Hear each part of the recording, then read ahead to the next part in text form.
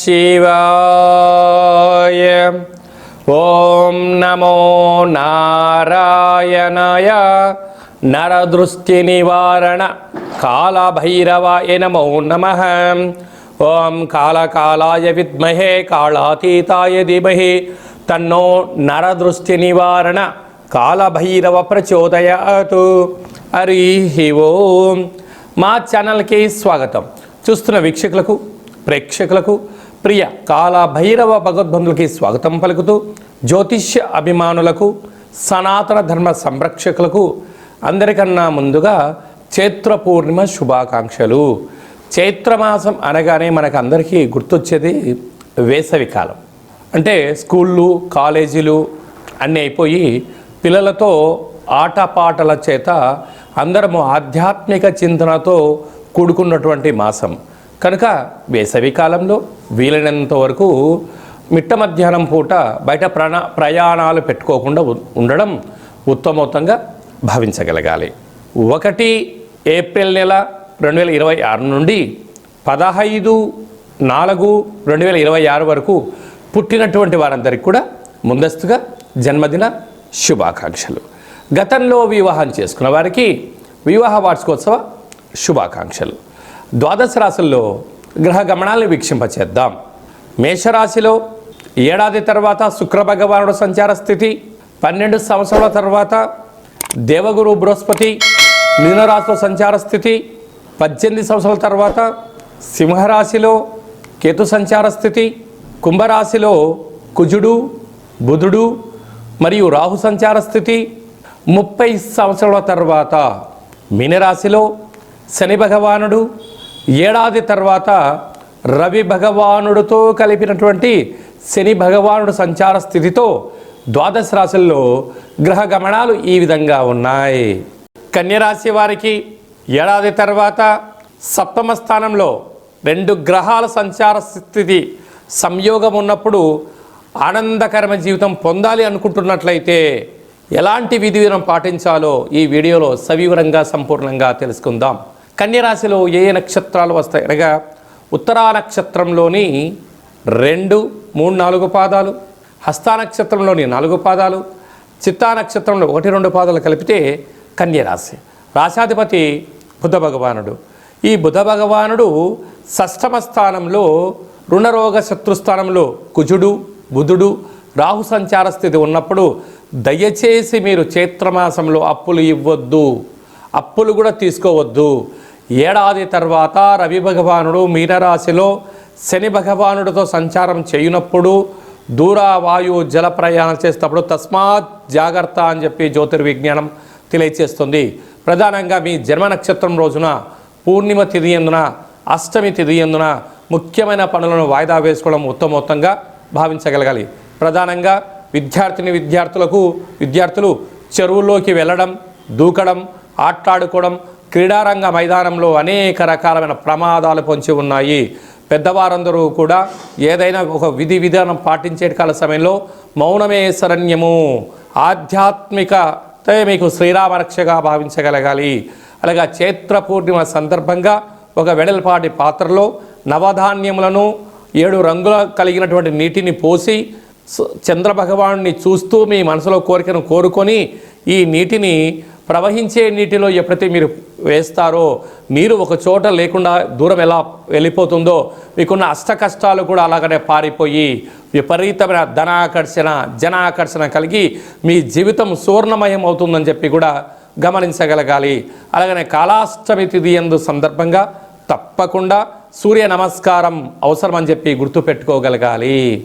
April నెలలో ప్రథమార్థంలో ముఖ్యమైన పండుగల గురించి క్లుప్తంగా, సవివరంగా, సంపూర్ణంగా తెలుసుకుందాం. మనకు 2వ తారీఖు ఏప్రిల్ నెలలో చైత్రమాస పూర్ణిమ అంటే విశేషమైనటువంటి పూర్ణిమ తిథి ఎందున, అంటే తెలుగు ఉగాది ప్రారంభమైన తర్వాత వచ్చేటువంటి మొట్టమొదటి పూర్ణిమ కావడం వలన తప్పక మనమందరము కూడా వీలైనంత వరకు గృహంలో శక్త్యానుసారంగా శ్రీ రమా సహిత సత్యనారాయణ స్వామి యొక్క వ్రతము, అలాగనే రాత్రిపూట చంద్రోదయ దర్శనం చేసుకోవడం వలన సంవత్సరాంతము అఖండమైనటువంటి చంద్రుడు ఆకాశంతో వెలుగులులా ప్రసరిస్తూ ఉంటాడో మన జీవితాల్లో అన్నింటా విద్యలో, ఉద్యోగంలో, వివాహంలో, సంతానంలో, రాజయోగంలో సకల భోగ భాగ్యాలతో ఆనందంగా ఉంటాము అని చెప్పి గమనించాలి. అలాగనే మనకు 6వ తారీఖున సంకటహ చతుర్థి, తెలుగు సంవత్సరాది ప్రారంభమైన తర్వాత మొట్టమొదటి సంకటహర చతుర్థి కనుక సాయం సంధ్య వరకు ఉపవాసం ఉండి విఘ్నేశ్వర స్వామివారికి గరికను, అటుకులను నైవేద్యంగా ఏర్పాటు చేసి స్వామివారికి ప్రదక్షిణ చేసి రావడం వల్ల సకల అష్టకష్టాలన్నీ తొలగిపోయి అష్టైశ్వర్య ప్రాప్తి కలుగుతుందని చెప్పి కూడా గమనించాలి. అలాగనే మనకు 10వ తారీఖున చైత్రమాస బహుళపక్ష కాళాష్టమి, తెలుగు ఉగాది ప్రారంభం అయిన తర్వాత వచ్చేటువంటి మొట్టమొదటి కాళాష్టమి కనుక కాలాన్ని మనం జయింపచేయాలన్నా, జాతకంలో ఉండబడిన గ్రహదోషాలు తొలగించుకోవాలన్నా, జీవితంలో మనం అనుకున్న గమ్యాలు చేరాలన్నా కాలాన్ని శాసింపజేసే శక్తి కాలభైరవుడికి ఉంటుంది కనుక ఇంట్లో కూష్మాండ దీపము, కాలభైరవ అష్టకాన్ని వినడం, స్మరణ చేయడం, ధ్యానం చేయడం, పక్షులకు ఇది వేసవికాలం కావడం వలన కాకులకు, పావురాలకు నీటిని, ఆహారాన్ని వేయడం వలన సకల దోషాలు తొలగిపోతాయి. అలాగనే చాలామందికి ఈ వేసవి కాలంలో అనేక రకాలమైనటువంటి ఇబ్బందులు ఉంటాయి. వీటిని అధిగమించగలగాలి అన్నట్లయితే తప్పక కాళాష్టమి తిథి యందున భైరవ స్వామికి స్మరణ, ధ్యానం అవసరం.